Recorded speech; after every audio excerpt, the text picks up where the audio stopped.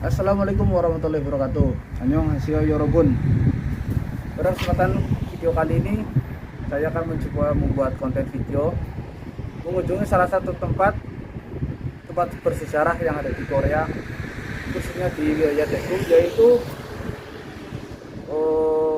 sebuah makam kumpulan dari beberapa anggota keluarga yang jumlahnya ada 12 anggota, yaitu disebut dengan Yeonpung Kwaksi Sip-i Jongyukak.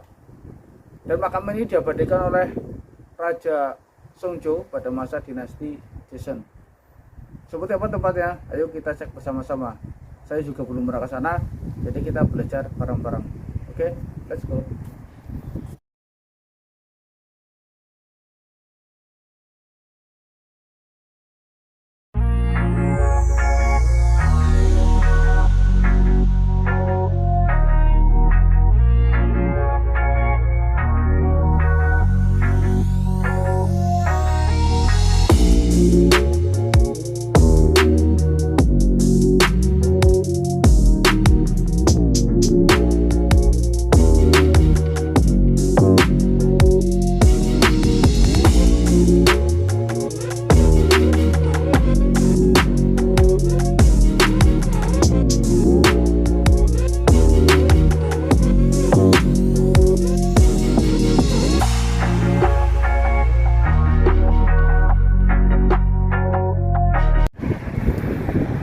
Kebetulan di sini lagi musim semi ya teman-teman. Jadi cuaca dan suhunya itu mirip-mirip kayak di Indonesia lah. Terlalu panas juga tidak, terlalu dingin juga tidak. Jadi sangat cocok buat goes. Kebetulan sekarang lagi puasa, jadi sambil nunggu maghrib kita ngabuburit, jalan-jalan ke tempat-tempat wisata yang ada di sekitar Daegu. Dan untuk perjalanannya itu sekitar 40 menit teman-teman, karena jaraknya itu lumayan, sekitar 6 km, 6-7 km lah. Jadi kita goes pelan-pelan aja sambil nunggu maghrib.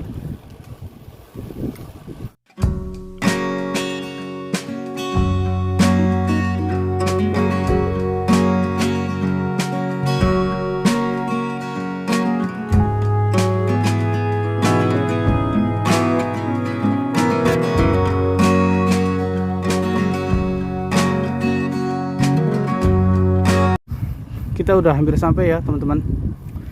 Jadi kita tinggal nyebrang perempatan, nanti kita menyusuri kaki gunung itu udah sampai. Mungkin sekitar 10 menit lagi. Udah nggak sabar guys, seperti apa tempatnya. Tapi ngomong-ngomong saya udah lemes banget ini. Lagi puasa, wes panas-panas. Tapi nggak apa-apa lah, sambil olahraga daripada di rumah libur tidur-tiduran terus. Mending kita jalan-jalan cari pengetahuan di tempat-tempat sejarah sambil nunggu berbuka puasa. Let's go.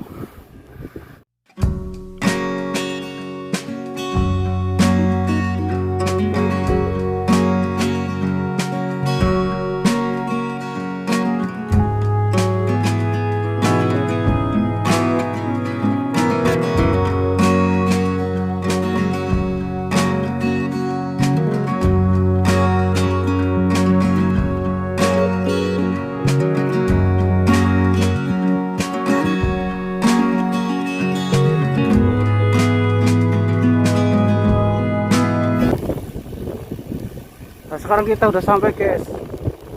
Ini lokasinya sudah di depan mata. Kita tinggal belok kiri aja, kita sampai.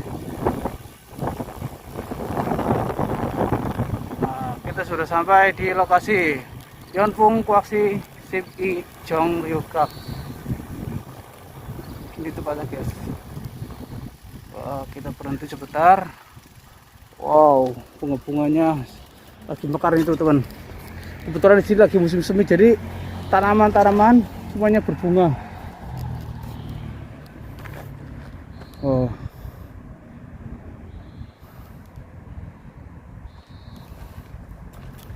Ini tempatnya teman-teman. Tempat yang sangat bersejarah. Sebelum kita masuk ke lokasi, kita jalan-jalan dulu di halamannya teman-teman. Ini ada taman kecil, ada banyak bunga-bunga yang lagi pada mekar. Kita pakai kamera belakang. Ada yang warna merah, yang warna ungu. Di sana juga ada tuh. Ini tempatnya sangat asik ini buat nongkrong sama sepeda. Ini sepeda kesayangan saya yang selalu setia menemani saya kemanapun, perjalanan jauh, perjalanan dekat, selalu mau menemani saya. Di sana ada danau kecil.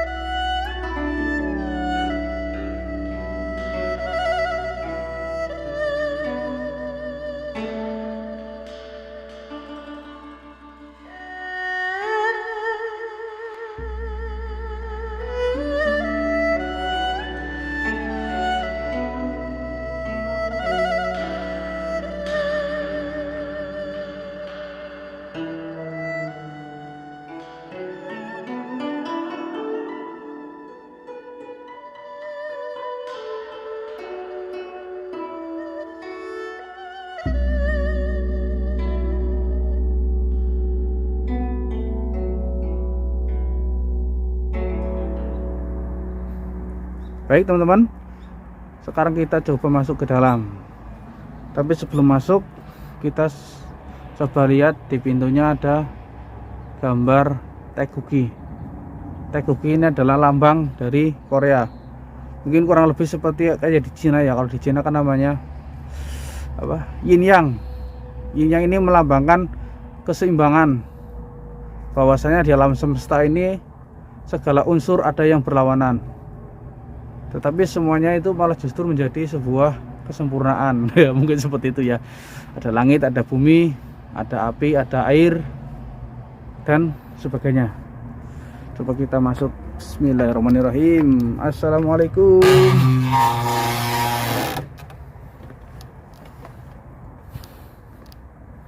Dan di sebelah kanan ada tempat untuk upacara penghormatan.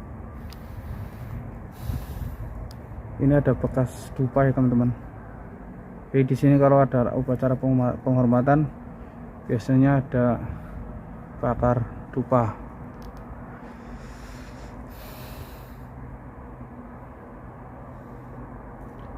Coba sekarang kita lihat lebih detail dari arah sebelah kiri dulu.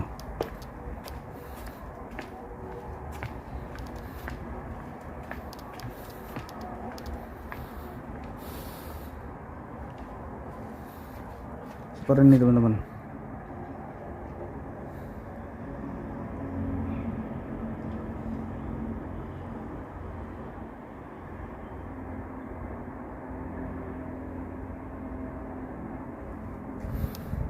Ini adalah makam yang pertama.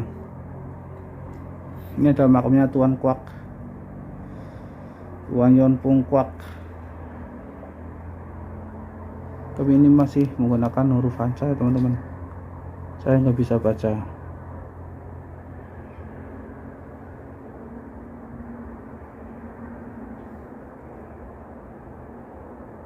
Kemudian di sebelahnya ini adalah makam dari istri Tuan Kwak.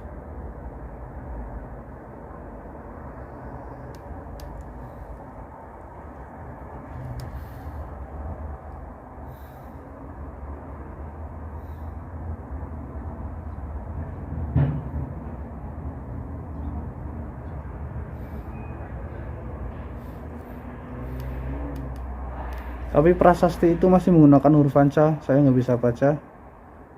Saya bisa sedikit baca huruf Hangul. Kalau sekarang kan bahasa Koreanya kan pakai menggunakan huruf Hangul. Ini masih menggunakan huruf Hancha. Karena dulu pada masa dinasti Joseon itu masih menggunakan huruf Hancha. Huruf Hangul itu diciptakan pada masa dinasti Joseon, tapi rajanya Raja Sejong Taehuang. Sebelum Raja Sejong Taehuang itu masih menggunakan huruf Hancha. Huruf Hancha itu ya tulisannya apa sih? Menggunakan tulisan Cina, abjad Cina, tapi bahasanya pengucapannya itu makanya menggunakan Hangukmal atau bahasa Korea.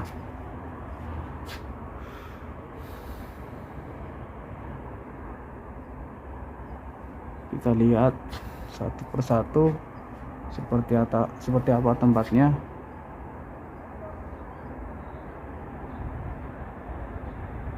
Jadi sangat wajar ya teman-teman menggunakan hurufnya huruf Hancha, karena dulu pada masa dinasti Ming itu masih keluarga dengan dinasti Ming kan asalnya itu dari Cina, belahan daratan Cina, masih terpengaruh sampai ke Korea, bahkan mau menjalin keluarga dengan dinasti Han. Korea itu dulu dinasti Han, kemudian sampai dengan yang terakhir yaitu dinasti Joseon sekitar 500 tahun.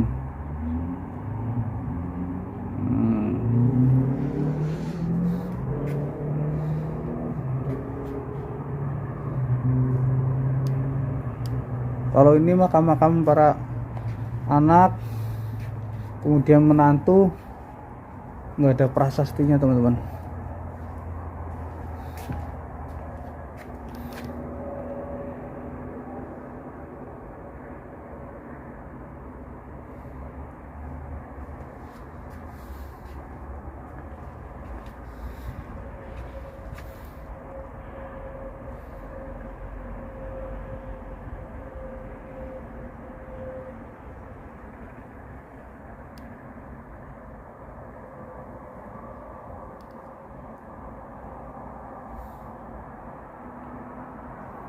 Dan di sebelah sana itu gunung teman-teman, itu namanya Gunung Biselsan, salah satu gunung tertinggi yang ada di kota Daegu. Itu namanya Gunung Biselsan, dan itu danau kecil, dan orang-orang di sini menyebutnya Danau Solye. Danau Solye, mereka meyakini bahwasanya di danau itu adalah tempat naga naik ke surga, kurang lebih seperti itu. Dan dulunya di sini desanya bukan nama Yeonpung teman-teman, dulu namanya desa Solye. Itu pada masa dinasti Han masih namanya Solye, kemudian dirubah menjadi Yeonpung karena berkat perjuangan dan kesetiaan dari keluarga Yeonpungkwak, maka desa ini diganti namanya menjadi desa Yeonpung. Pada masa dinasti Joseon, rajanya Raja Sonjo.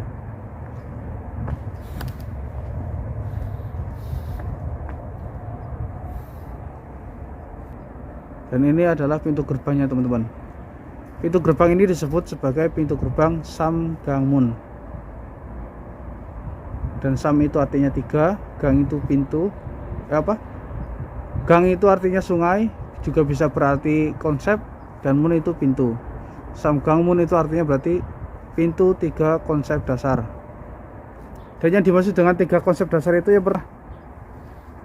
raja adalah tumpuan utama, dan yang kedua adalah orang tua tumpuan dari anak-anak, dan yang ketiga suami adalah tumpuan dari istri. Itulah sebabnya pintu ini disebut Samgangmun dan diletakkan di makam Yeonpungkwak, karena dari keluarga ini adalah salah satu keluarga yang memegang teguh prinsip dari titah raja, yaitu menghormati raja, bahkan menaruhkan nyawa, jiwa, dan raga. Dan yang kedua, orang tua itu sangat dihormati sama anak-anak, bahkan anak-anaknya itu rela berjuang membantu orang tuanya. Dan yang ketiga adalah suami adalah tumpuan istri, bahkan istri dari Yeonpungkwak sendiri rela mengorbankan dirinya dengan cara bunuh diri. Jadi di sini itu bunuh diri itu lebih terhormat daripada menikah lagi. Jadi orang kalau sudah meninggal, baik suami atau istri, ketika pasangannya meninggal, dia tidak akan menikah lagi. Lebih baik bunuh diri daripada harus menikah lagi, demi menjaga kehormatan dan kesucian orang tersebut. Coba sekarang kita jalan ke bagian belakang seperti apa dari belakang bangunan.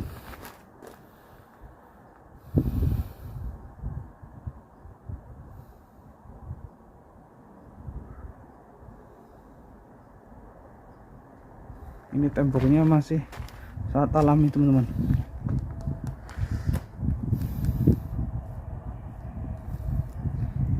Masih berupa tumpuk-tumpukan batu, dan di atasnya itu mungkin sudah direhab ini, tapi dari tanah bukan dari semen. Ini masih dari tanah liat.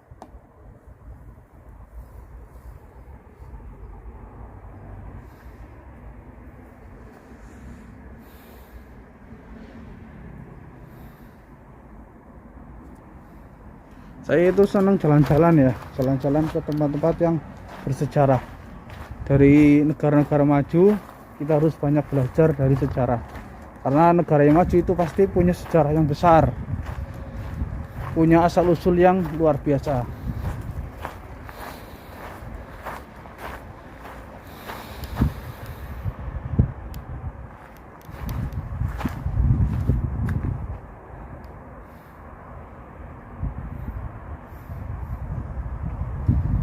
Mungkin kita sudah melihat semua apa ya.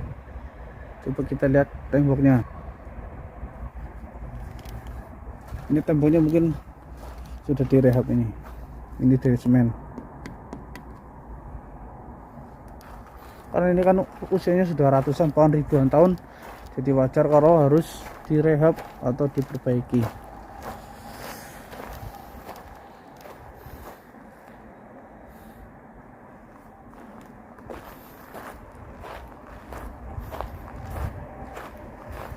Di pojok sebelah sana itu ada satu prasasti teman-teman. Itu dulunya di sini cuma dua makam, dua prasasti. Itu makam dari Tuan Kuak dan istri. Kemudian pada waktu perang Simjin, yaitu perang Simjin itu adalah perang antara Korea dengan Jepang. Pada saat itu Jepang ingin merebut negara Korea, tapi ada perlawanan, akhirnya terjadi perang, yaitu perang Simjin. Dan efek dari perang Simjin, tempat-tempat bersejarah termasuk Yonpung Kuaksi ini dibombardir, dihancurkan total, sehingga tinggal satu ini yang tersisa. Ini adalah prasasti dari makam Tuan Kuak, dipindahkan ke sana.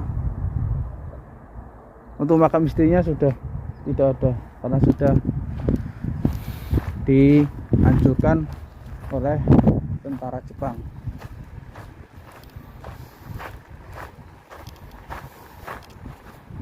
Sekarang kita coba keluar. Oke teman-teman, itu tadi sedikit penjelasan dan juga gambaran terkait dengan Yonpung Kuaksi Sik I Jonggikak, sebuah tempat bersejarah peninggalan dari dinasti Joseon. Karena sekarang waktunya sudah sore, sekarang sudah menunjukkan jam 6, dan bentar lagi maghrib, saatnya kita untuk pulang dan bersiap-siap berbuka puasa. Dan bagi teman-teman yang belum subscribe, silahkan subscribe, like, share, dan komen channel saya, biar teman-teman bisa ikuti terus perjalanan saya menjelajah tempat-tempat wisata yang ada di kota Daegu. Sekian dari saya. Assalamualaikum warahmatullahi wabarakatuh. Annyeong. Bye bye.